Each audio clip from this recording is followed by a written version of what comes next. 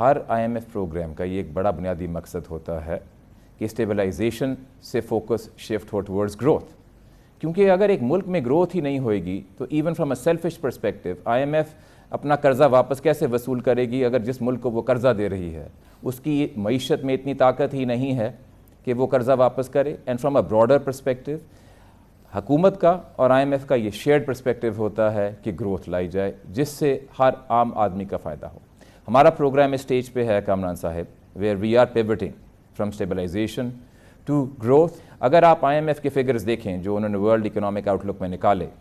تو آپ دیکھیں گے کہ پاکستان ان بہت ہی تھوڑے ملکوں میں سے ہے جس کی کووڈ کے دوران public debt to G D P ratio میں اضافہ نہ ہونے کے برابر ہے. تقریباً یہ 1 یا 2% آف جی ڈی پی سے بڑا ہے، اور اگر آپ دیگر ممالک کو دیکھیں، ایمرجنگ مارکیٹس کو دیکھیں، کہیں 10%، کہیں 15%، کہیں 20% آف جی ڈی پی سے ڈیٹ بڑی ہے.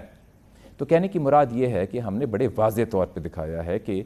پروگرام کا جو پہلا فیز تھا اسٹیبلائزیشن، اس پہ ہم کامیاب ہوئے ہیں. اب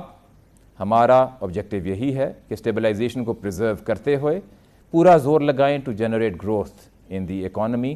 کافی کانفیڈنس ہے کہ اب اس گروتھ کو ہم سسٹینیبل بنائیں گے اور آئی ایم ایف ہمارا اس میں ساتھ دے گی.